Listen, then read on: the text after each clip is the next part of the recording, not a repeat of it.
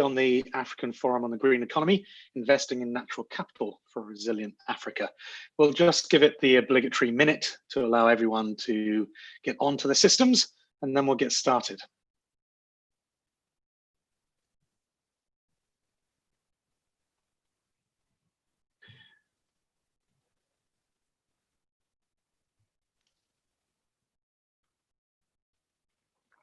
Welcome if you're just joining. We did have over 300 people register for this event today, so we'll just give it another minute to make sure we can get as many of them online as possible.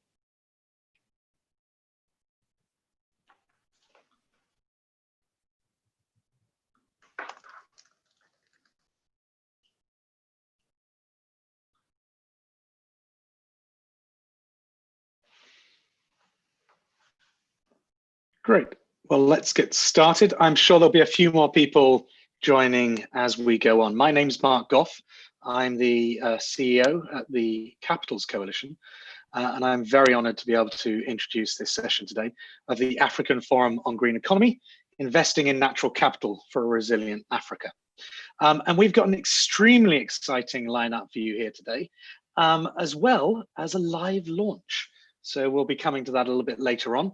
An exciting African community of practice on natural capital accounting, which we'll be talking about a little bit later on. This is, as a lot of you will know, you'll have been involved in many of the other sessions that we've been running over the last several months now, 6 sessions.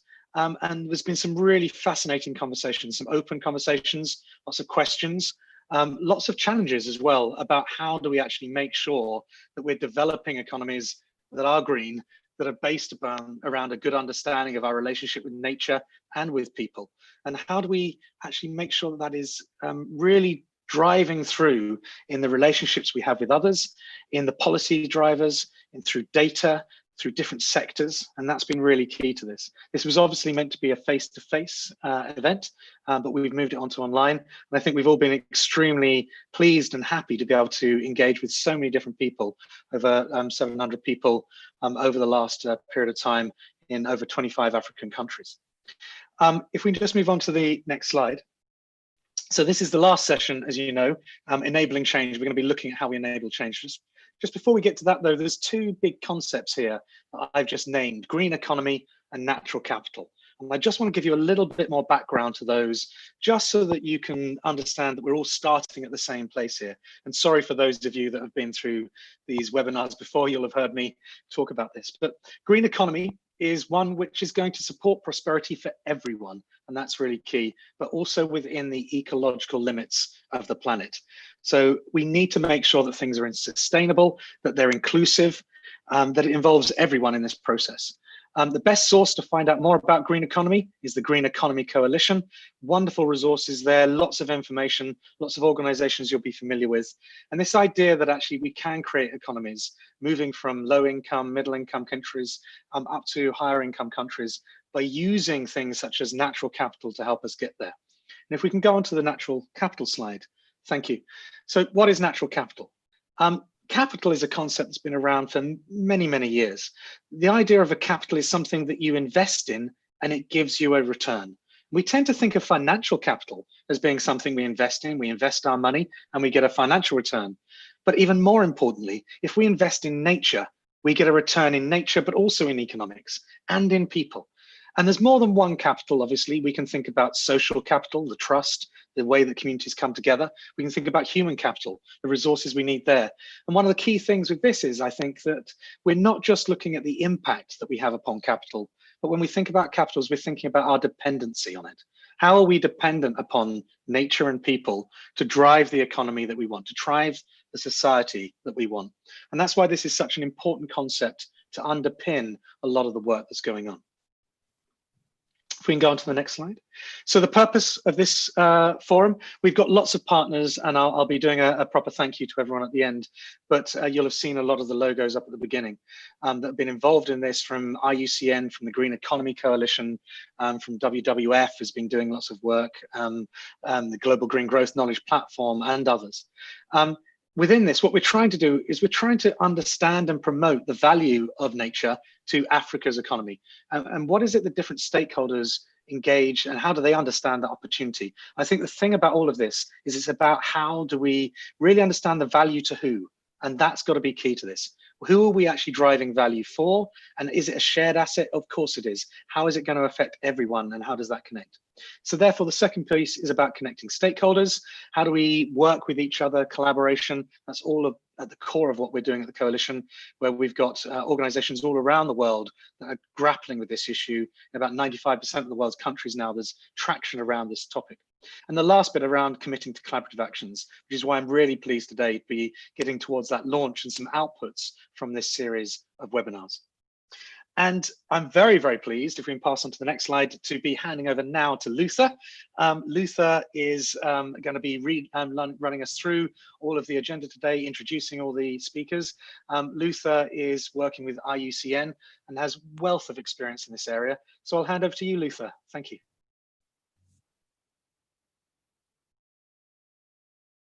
You okay there? Thank you so much, Mark, for the introductory remarks. At this point, I just want to welcome everybody to this session. And today we are going to hear from our experts for the next about 25 minutes. And we're going to have different perspectives, and also we'll proceed to have an open discussion with the remainder of the time. I just want to give you some housekeeping comments. So if you have any questions or comments or thoughts at any point, please type them at the Q&A box at the bottom of your screen. And if you have any technical problems, you can type them on the chat. We will take all the typed questions and answer them. But however, at the end, we will also give an opportunity for people who would want to raise up their hands and say something or ask a question. I will do that. Just look at the button to raise up your hand. At this point, I'd like to take the opportunity to introduce some of our excellent speakers today. You will hear from each of them about their work and their experience and how they think data can be better used for greener decision making. I'd like to take the opportunity to start by introducing Sarem. Sarem Gebre is an environmental economist, and she's specialized on sustainable development. She's currently working as the regional coordinator for business and biodiversity at IUCN in Western Central Africa. And she's also setting up a business and biodiversity regional network. And will talk to us today about those experiences. Next is Mr. Lewis Akenyi, and Dr. Lewis Akenyi serves as the executive director of SEED. SEED is an organization that promotes entrepreneurship for sustainable development and works with small businesses and aspiring entrepreneurs to strategize and optimizing eco-inclusive entrepreneurship. He has extensive experience working on policy and development agencies, research and program development, and has also worked in a number of places across the world in Africa, Asia, and Europe. And then next, I also have the pleasure of introducing to you Mr. Nukananye Sabsoe. He is a Senior Capacity Development Officer, currently with the Policy Management Division of Africa Development Institute. He has worked previously with the Africa Development Bank in various capacities with the Capital Market and Financial Division, Operations Division, with the Energy and Climate Department, as well as with the department that was focusing on the Global Environmental Facility. Before joining the bank, Sebutsoe worked at the Central Bank of Lesotho and in the Capital Market Division, and also was a lecturer at the University of Lesotho teaching development economics. Then last but not least, we have Mr. Peter Katanesa. Peter works as the National Program Coordinator for the World Bank's Global Program for Sustainability in Rwanda. Before that, he served as an advisor for the Minister of Environment in Rwanda supporting the implementation of Rwanda's environment, natural resources, and climate change policies, strategies, and programs.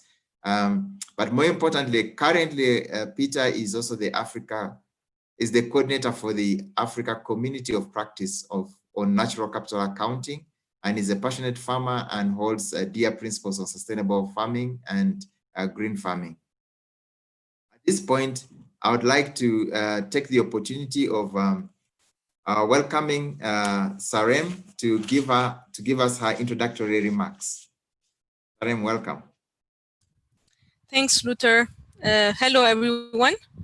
I'm very pleased to be part of this last session of the African Forum on Green Economy. As Luther mentioned, my name is Sarem Garre, and I'm the Business and Biodiversity Regional Coordinator at IUCN, based in Burkina Faso, Ouagadougou. So when we talk about change, it's a journey, and it's not a one-shot process, but rather it happens gradually over time, and especially when we're dealing with nature conservation and fostering green economy. We are really making an emphasis on transformational change nowadays, and the fact that we need governments, CSOs, and businesses to come together to make this transformational change a reality.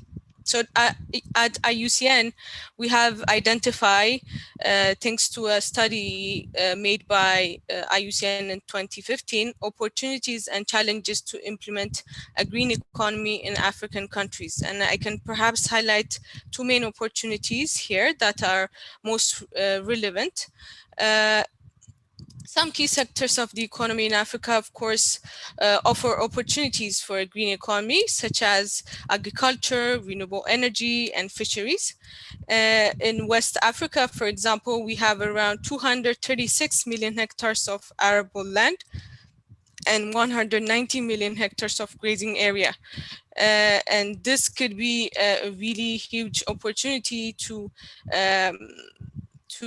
implement sustainable practices in agriculture, to produce proper energy and sustainable energy for African countries.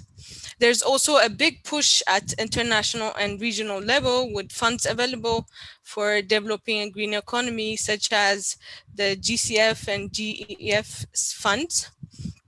But there are also challenges to implement this green economy, and these challenges are most related to the key sectors, such as the vulnerability of economic systems to climate change, the development of monocultures, which can lead often to soil erosion and a decrease of ecosystem services, the development in areas critical for biodiversity, such as protected areas. Also, at a public policy level, we can note the lack of specific capacity in the area of green economy and insufficient environmental awareness. So IUCN believe that the private sector must be one of the drivers for the transition to this green economy. And we have, at the headquarters, we have a global business and biodiversity program. And this program coordinates the overall work on business engagement.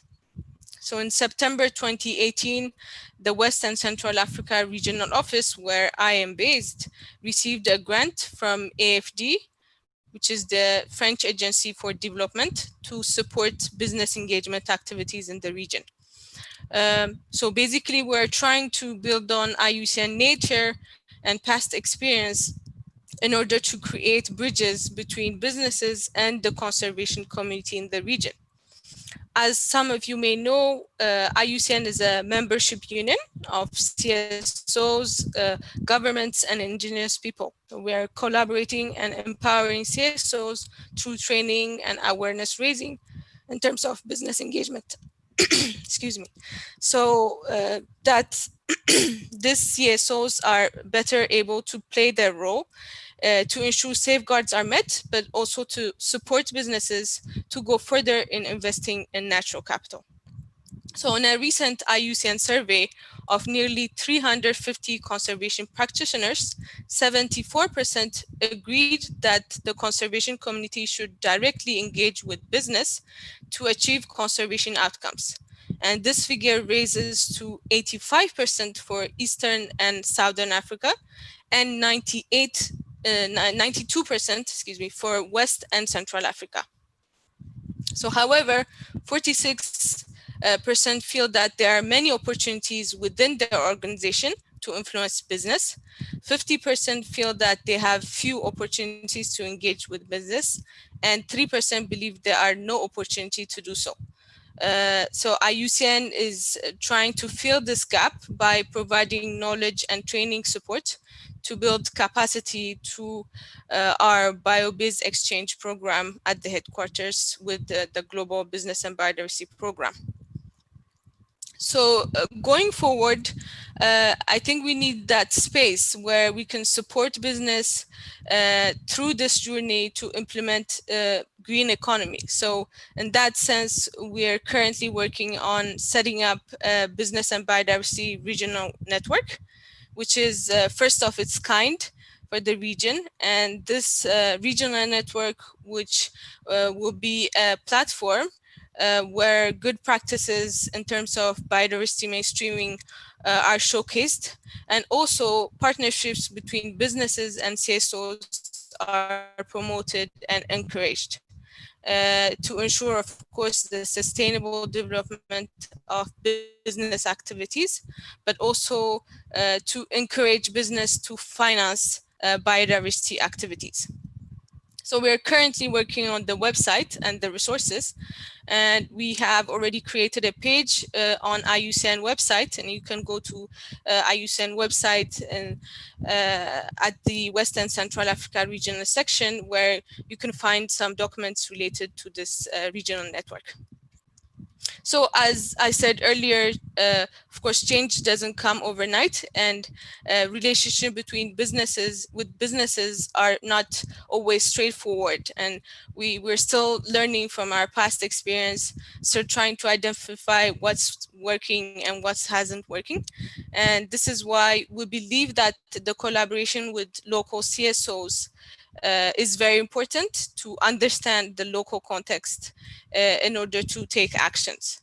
So in this matter, we're also working on a communication strategy as a lesson learning document, but also to identify new ways of enabling change. So that's it for me. Thank you for your attention. Thank you very much, Sarem, for that, and for telling us more about the regional biodiversity network that you're setting up in West Africa. I would like to introduce Lewis, who is going to talk to us about the power of setting up the small and medium enterprises as a vehicle for sustainable development. Thank you. Thank you so much, Luther. Thank you, everyone, for being here today. Luther, can you confirm that you can hear me? Yes, I can hear you very well. All right, Lewis. Wonderful. I'm really grateful for this opportunity to talk here and to present a bit of what SEED has been doing.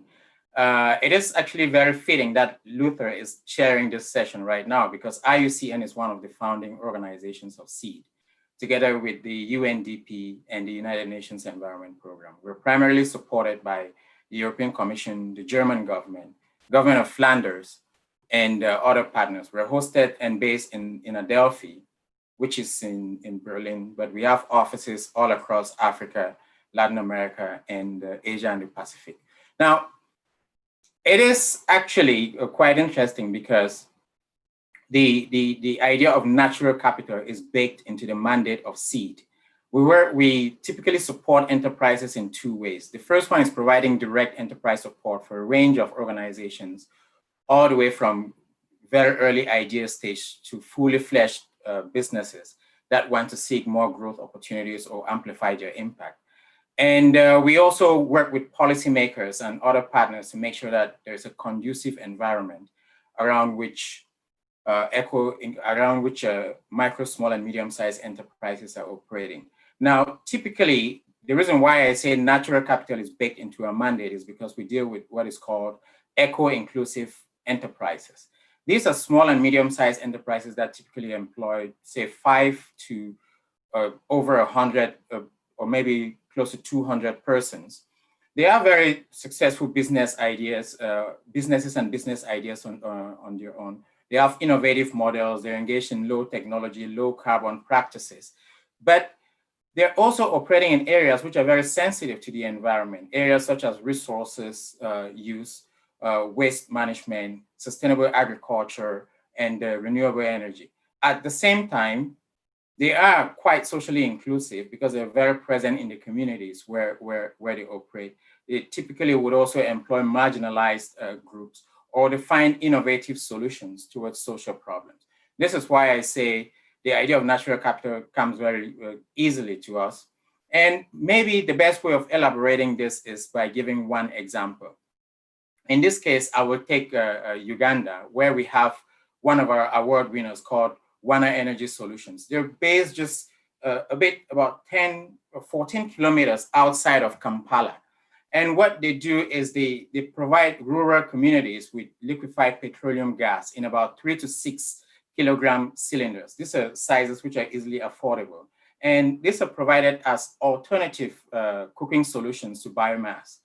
And the cylinders are easily refillable, and they use a pay-as-you-go method to make it quite easy and affordable to everyone. Now, the Uganda Bureau of Statistics says that about 99% of all Ugandan households rely on charcoal, wood, and other forms of biomass for their cooking needs. So you can imagine the role that Wana Energy Solutions is playing here in making sure that deforestation is reduced, in making sure that biodiversity is not harmed as people go about trying to cater to their nutritional needs. It is also to begin to show some of the challenges that come into play for small and medium-sized enterprises, especially when it comes to financing. A recent business impact survey by the Uganda Revenue Board shows that only about 15% of companies that are presently operating, especially small and medium-sized enterprises, under the current conditions of COVID-19, have enough that can last them for more than 3 months. So you can already see most of them are endangered by the current lockdown being experienced in many countries and might actually go out of business if they're not protected soon enough. The Bank of Uganda says that only about 11% of financial credit in Uganda goes to the rural economy, although interesting enough, primarily the economy depends on agriculture, which is heavily has given out data which shows that just about 1 in 10,000 SMEs are able to successfully obtain credit. It shows you just the challenge that is faced by small and medium-sized enterprises in getting loans or grants, or when they do get them, it is really under very prohibitive conditions. The other thing is that even beyond just a lack of financial access, there's a lack of training for non-financial support to develop business plans, to develop better management practices, and to be more strategic in how they are scaling up their impact. And the third challenge, which is something I'm actually very interested in talking a little bit more about today, is the very limited government support. I will go as far as saying that we should start seeing small and medium-sized enterprises, not just as businesses, but part of the package of solutions which governments are leveraging to solve social problems and environmental problems, which governments are looking into to understand how the contribution of these enterprises can help them fulfill their mandates under the Paris Agreement on Climate Change, the SDGs, and the biodiversity targets. However, we see that from the enterprises we work with, they do not really understand the opportunities that are out there for them under government schemes. And even when they understand, the regulatory requirements are so burdensome that they easily surrender instead of trying to go after it. At the same time, there is a struggle to compete with larger businesses in procurement opportunities due to the smallness of their scale. So a few very straightforward things that I would like, we are recommending from the seed perspective on beginning to solve this problem. The first one is to deal with the financial situation. That instead of targeting just individual companies, small and medium-sized enterprises, we formulate collaborative financing architecture that brings together investors and funders to make sure that the risks are shared and that the mechanisms, that the instruments that are developed for financing are actually tailored towards the nature of these small and medium-sized enterprises rather than being tailored towards large enterprises and then roughly modified to suit SMEs. The second one, especially in the policy arena, is that we need to start listening to the voices of SMEs. We need to integrate SME voices in how we're doing national consultations towards policy. Either we get individual SMEs that are champions, or we look at SME coalitions and see how we can sort of prioritize them in procurement processes, or making sure that they're aggregated to get better economies of scale when they're dealing with government practices or when policy is being designed towards them. Last but not the least thing we need to do is beginning to showcase the importance of these eco-inclusive SMEs. It is a missed opportunity when we talk of them just as businesses. It seems to suggest that they're just going after profit. We push to the back the social benefits that they bring, the employment, the poverty reduction strategies that they've thought through very, very carefully.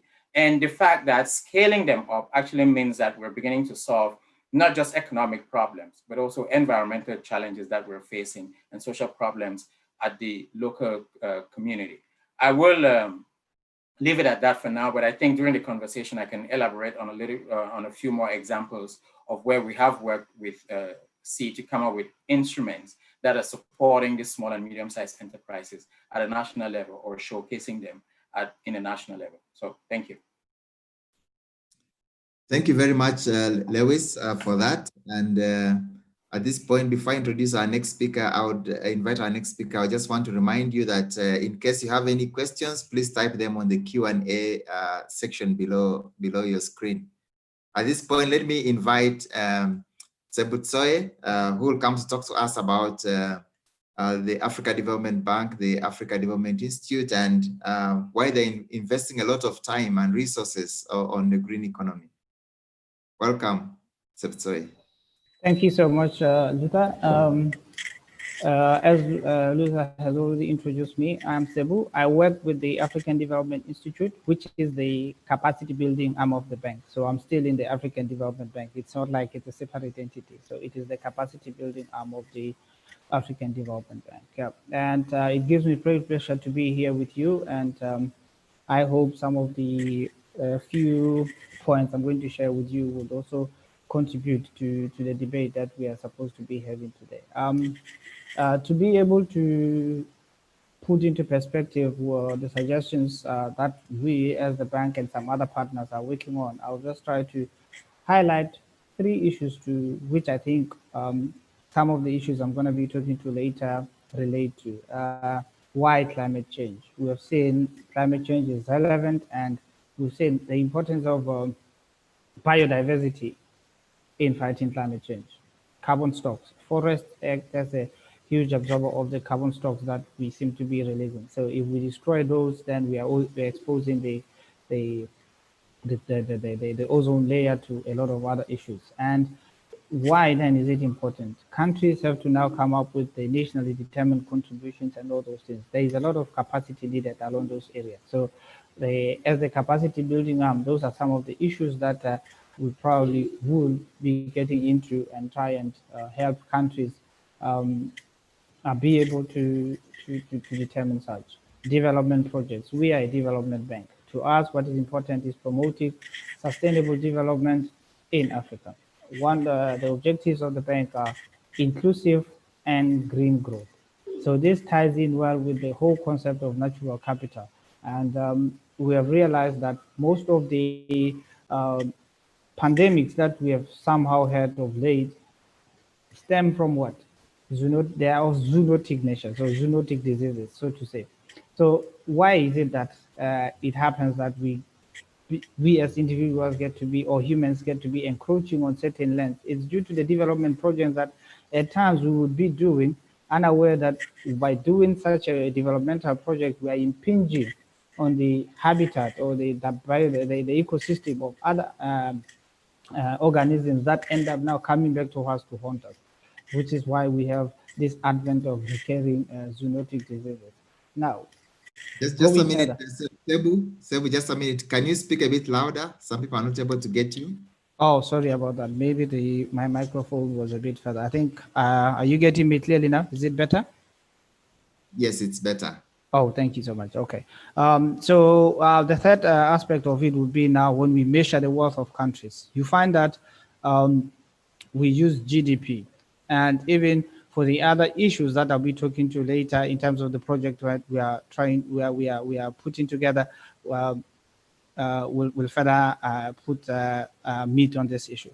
So oftentimes we tend to look at the wealth of countries based on the GDP, whereas some countries are richly endowed with resources that they really, if we take those into account, then the whole picture can change. And of course, there have been efforts already to try and account for such with the UNSD and the system of environmental economic accounts, and then the natural capital accounts that we have seen of late. So these are the efforts that we need to add more onto them to be able to achieve a greater task. Now, on AFDB and the natural capital, in 2014, the bank realizing, or not, we were already aware of it, but putting more impetus on natural capital, established the African Natural Resource Center.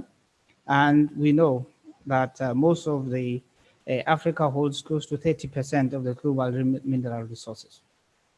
So we needed to ensure that there's a center that can guide or help African countries how to best, along with other partners, of course, how to best be able to reap the benefits of those resources they possess. So as part of the Green Growth Knowledge Platform, the African Development Bank was tasked in 2017 to lead the finance work stream. As a development institution, how could the bank be able to play advocacy with regards to the finance? So we have been working with partners, the GGKP in this particular instance, to try and come up with a project that would assist with capacity building in a number of areas. One of the areas is how do we apply natural capital to infrastructure finance provision in Africa. I mentioned earlier that we find that most of the projects we do end up leading to us either encroaching into ecosystems of certain other organisms, or such that then we end up being in zoonotic diseases. And oftentimes we don't put into account the environmental aspects that or even if we do take them into account, it is not to the finer details that can really help us understand the full externalities of whatever we're doing. So what we are planning to do, this will be the one aspect of the project that we aim to do, is to try and ensure that with all the available methods that are there, to try and incorporate the concept of natural capital into financing African infrastructure. We work with currently, we are planning to work with the International Institute for Sustainable Development to use their sustainable asset valuation tool. I mean, this is the pilot to try and see to what extent the outcome of the analysis is different from if we were to do in the usual business as usual case. Not that we are not taking into account environmental issues in what we are doing, but we are saying to use these improved tools to even be able to assist us with arriving at decisions that can really be valuable to, or add value to the infrastructure projects that not only the bank, but other financing institutions are doing. The second aspect would be on the AFDB building consensus around natural capital in conjunction with the other MDBs. Here we aim to build on the efforts that are already going on, and then be able to say, how do we ensure that we all move together?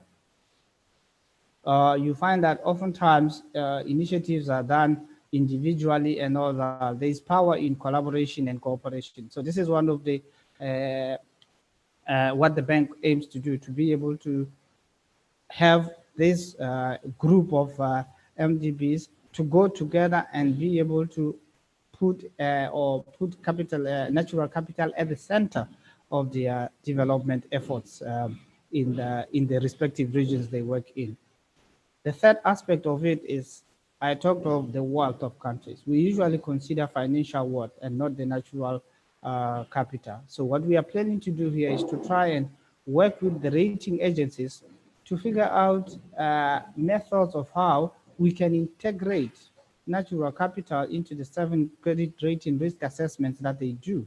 Because oftentimes you find a country may be richly endowed, they have a lot of resources, but then the country, in terms of the financial consideration undertaken by the credit rating agencies, which is just the financial, and all those other issues, does not take into account this natural wealth.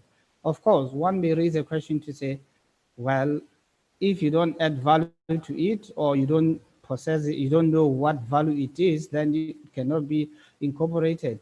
Which now brings me now to my last point of we need to, this is the fourth aspect of the project. We need to now bring about what we say is behavioral change towards natural capital, or help bring about that behavioral change, that natural capital is seen as an asset and people really put or place value into it. So that mindset change is what we plan to do in this particular project, with now capacity building exercises, initiatives, technical assistance to the respective member countries to be able to ensure that we all pulling in the same direction.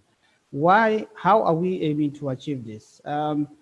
We aim to achieve this through creation of what we call an African Natural Capital Academy. I'm excited to even hear that today we'll be here we are participating here to even hear about the launch of the Africa Community of Practice on the natural capital, which I had the benefit of participating in some of the discussions in late November last year. So this Natural Capital Academy is aimed to be a virtual resource as part of the African Development Institute's Virtual Capacity Development Academy, whereby we aim to then provide those policy dialogues, technical assistance, trainings that relate to the integration of natural capital into the general system of us doing things. We are even currently planning a seminar on natural capital under the auspices of our communities of practice in response to COVID-19 itself. So the announcement will come in shortly. So for those of you who may be interested in participating in that, please be on the lookout for that. Now, going to the aspect of change, as we are talking today about enabling change, I would like us to really think of or have this understanding that nature can exist without us, but we can't exist without nature. And this therefore calls for a thorough and systematic understanding of what is it we need to do to be able to ensure that this object that doesn't need us, but we need it, we look after it so that we avoid pandemics such as we are having right now. And also, I want to emphasize, in the line with an old African proverb which says, if you want to go fast, go alone. But if you want to go far, go together. There is power in collaboration and cooperation. Therefore, we are the sensitization campaign that we aim to do in this project is not going to be an AFDB approach. It's going to be a coordinated approach with all the different players, with some of participating in this important meeting. On that, I would like to say thank you, Chair. I would give it back to you, and thanks for the opportunity. Thank you so much, Sebu, for your remarks. I would just want to encourage people to still put their questions on the Q&A, and if you can direct them to the specific person you'd want to respond, that would be nice. At this point, let me take the opportunity of inviting Peter to come and talk to us. And as you know, he will also be ending up with the launch of the Africa Community of Practice on Natural Capital Accounting. Welcome, Peter. Thank you so much, Luther. Can you hear me properly? Yes, I can hear you very well. Go ahead. Okay, thank you so much. Just to say something, and also thank my previous speakers. I am so honored to be part of this last session of the African Forum on Green Economy with a deep dive on looking at investing in natural capital for a resilient Africa. Just as you can see in terms of, we'll be sharing slides in terms of trying to take you through what is all about the African natural capital accounting community practice and where is it coming from, where are we, and where are we going as a continental community practice to take forward the theme of natural capital accounting across Africa. So going back a bit, Africa natural capital accounting community practice has been in discussion for a number of years, but however, it took a turn recently, last year in November in Uganda, when we had the first African Forum on Natural Capital Accounting, and participants from 18 African countries expressed unanimous support for the creation of the community practice for natural capital accounting. And in responding to this, different institutions headed by the World Bank Program on Sustainability, GPS, the Gaborone Declaration for Sustainability in Africa, GDSA, the UN Statistics Division, the UN Economic Commission for Africa, and the UN Environment Program, UNEP, together with the European Commission, committed to provide support to this community establishment. So this community will focus on supporting best practices by building capacity and momentum in Africa to mainstream natural capital accounting into the system of national accounts or statistical production processes, and also to inform policies through enhancing and influencing the macroeconomic frameworks of countries in Africa. And this is aimed to be done through a number of actions, through networking and dialogue. We'll be seeing a lot of having annual forums and newsletters, joint communication and advocacy, peer-to-peer exchange and coaching and mentoring through South-South exchanges of lessons learned, joint training and workshops, linkages between national forum committees and workshops. And then also we'll be looking at collective learning and co-generation of knowledge. This is a very good opportunity for Africa to economy that we see in the African Agenda 63 and the Sustainable Development Goals.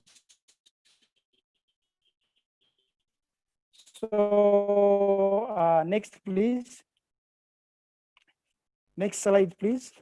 Yeah, and governance. We are structure of the community of practice is designed is that it will have a general membership where anyone, even all members who are joining this session, can directly from today be able to join by sign up online.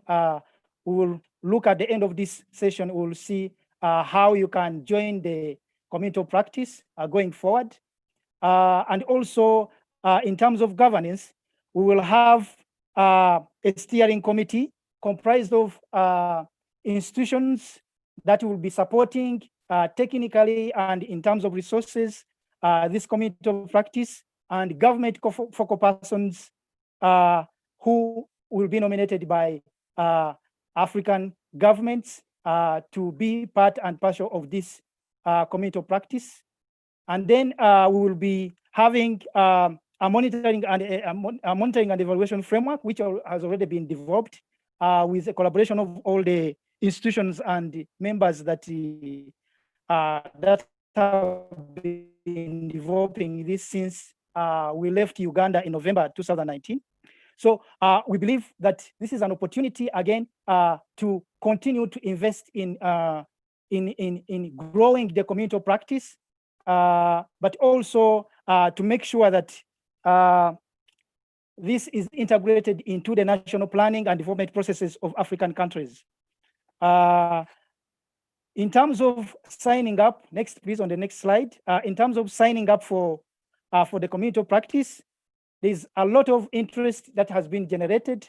As we speak now, over 300 people from 39 African countries have already signed up for the community of practice. And this community of practice also welcomes new partnerships that align with ongoing initiatives in Africa and at the global level. So we believe that also African countries can join as members, as individual members, but also as institutions, as different stakeholders, non-government organizations, academia, and research institutions can also easily join the community of practice and contribute to the development of this African continent in terms of the natural capital accounting processes and policies. Next, please. If you look at, in terms of the African map, you can see that from the dark purple to the light purple, you can see that different countries have different members signing from the African continent. As I mentioned, already 39 countries out of between 53 to 55 countries have already signed and are members of this community of practice. And in terms of, next slide, please, in terms of affiliations, and we can see that different organizations have already joined. If you look at the dark blue part, those are government institutions, take the big part of the members of this community, and that is a very interesting development. But also we see that different stakeholders like the academia, civil society organization, international and local NGOs within Africa, private institutions under the commercial, national, and development banks have also joined this community of practice. And we believe that this knowledge platform will bring professionals to debate and to discuss and to take forward the green growth agenda of Africa. But also we believe that the community of members have an opportunity to share ideas and knowledge and lessons through the South-South cooperation. So the last slide takes us directly to this community of practice. It's already right now online, and we thank different development partners who have already invested a lot in terms of bringing it to this level where we are online. And if you want to join, please sign up and join the Africa Community of Practice through the website that is on screen. And any inquiries or any information, that website has a lot of information that very rich, that all African countries and all members can learn and contribute to. And as me, the coordinator, I'm readily available to answer all your queries. And also you can contact me via WhatsApp or through emails. So I would like to take this opportunity to thank different development organizations, as I mentioned, and those you can see below the slide.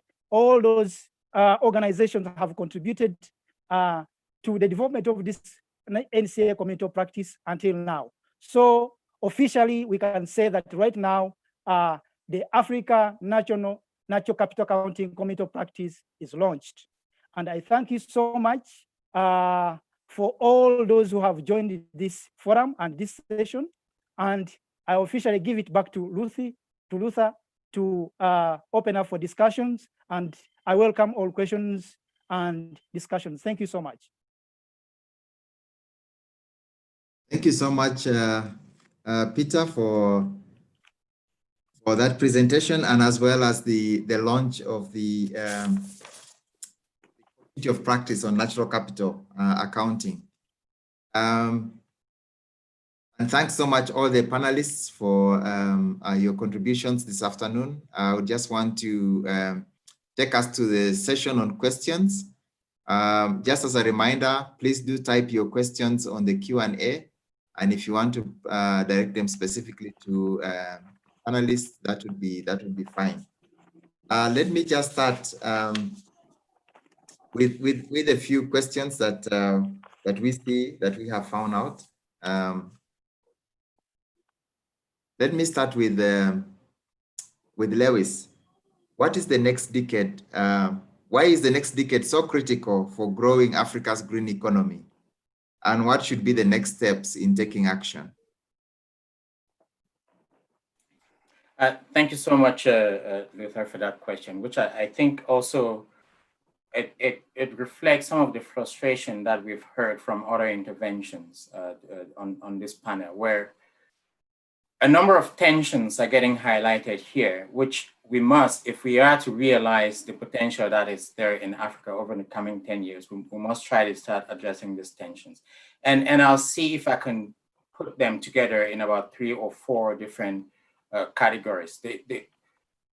Over the next 10 years, one of the things we really need to start resisting is the notion that economic development is separate from environmental protection and social protection. But that sounds a little bit simplistic when I put it that way.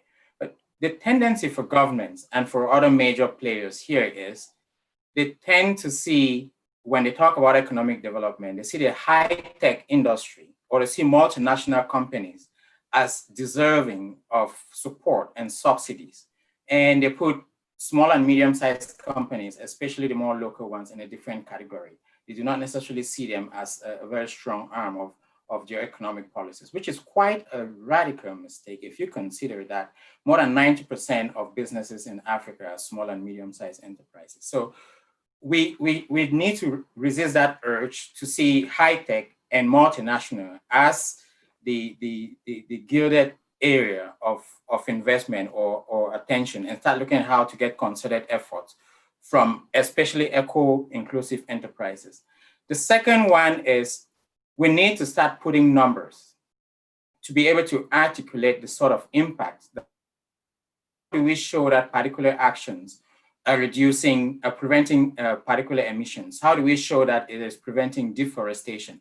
How do we show that it is improving livelihoods and avoiding people from engaging in practices that otherwise would be reducing the quality of our natural capital? So a bit of trying to, I know that numbers can be a bit perverse sometimes if we focus too much on them, but at least early indications of where these benefits are could be very useful in knowing what we can prioritize. A third one is beginning to come up with indicators that capture these elements. I'm so happy to hear someone talk about the GDP today. But how do we look at broader indicator systems for reporting progress that go beyond just these economic indications and growth indicators, that incorporate elements of well-being or health, especially health that is dependent on the health of social health that is dependent on environmental health? So if you were to consider this, what sort of business practice or grassroots innovation do you promote that you make sure does not pollute the environment or that does not decrease the quality of air in the urban and in cities? And the last but not the least is to begin to look at the informal sector. This is something that we tend to shy away from, primarily because just by virtue of the way the sector exists, it is quite difficult to harness. But beginning to understand the informal sector, noting its contribution and knowing areas where formalization might be more useful and areas where allowing it to stay a little bit informal would be useful. Getting this understanding of the actors and stakeholders in the economy would be very useful in us shaping the way forward. I think, one, we need to start investing in our small and medium-sized enterprises. That involves looking at the sort of subsidies that go into this sector, the sort of infrastructure that promotes their activities, and how much access they have as compared to other more traditional business areas. Because although typically SMEs have problems in accessing loans or grants or in getting non-financial support, eco-inclusive SMEs face this even more stringently than other more traditional ones. And the second one is that the governance architecture that is the governance architecture that is looking at areas such as poverty reduction, that is looking at areas such as equity in society, that is looking at areas such as promoting fairness and inclusion in society, should also note that the small and medium-sized enterprises are very strong partners in bringing this to the forefront and in supporting their success. Thank you. Thank you so much, Lewis, for that. I know that we do have lots of questions, although we have a bit of short time now. Could I just ask Serem to answer this question? What is the current status of business and biodiversity development in Sub-Saharan Africa? If you can just share very briefly in 1 minute the experience on the status of business and biodiversity development in Sub-Saharan Africa. Okay, thanks, Luther, for the question.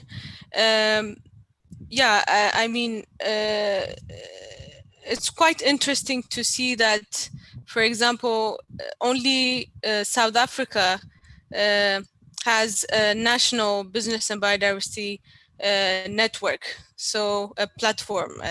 So it's very crucial to have this regional network, which is just first of its kind, to gather good practices and showcase biodiversity mainstreaming into business activities. So I think this is the right moment to launch the regional network in West and Central Africa. And this network will be also showcasing some success stories from other regions, like in Western and in Eastern and Southern Africa. Thank you. Thank you very much. And then Sebu, in 1 minute, what efforts are being put in place by the Africa Development Institute to aggregate the existing capacity of natural capital accounting within Africa? Thank you so much for the question. As I already said in my remarks, there is power in cooperation and collaboration. So the African Natural Capital Academy that it's not yet functional. It is yet to go through approval within the relevant structures in the bank, is meant to address exactly the problem that we see. There is a lot of, if you look at from a, if I just speak generally from a capacity development aspect, you find that there is a lot of individual pockets of capacity building that really don't lead to much change. So there is need for greater collaboration to be able to pull everyone together so that we end up pulling in one direction. So the African Natural Capital Academy is one such vehicle whereby we are going to try and work with as many partners as possible. And through the African Cooperation of Practice, of which if we have not yet subscribed, I'm sure soon we will be subscribing, we aim to then bring all these partners under that one roof, whereby we can be able to provide all the relevant information, South-South knowledge exchange, even getting expertise from elsewhere where we believe will be able to help. We want to use the African National Academy as a knowledge brokerage hub for natural capital in Africa, whereby knowledge that is relevant to the African continent can be brought in and be used accordingly to be able to benefit the member countries. Thank you. Thank you very much. And lastly, Peter, could you tell us a little bit more about the any tools and efforts which are in place to build existing natural capital accounting capacity? Thank you, Luther. That's a very interesting question. Yes, there is a program with the World Bank, which is the global program for sustainability, and it is accessible to all African countries. This is a follow-up program on the previous program, which ended last year, which is the Wealth Accounting and Evaluation of Ecosystem Services.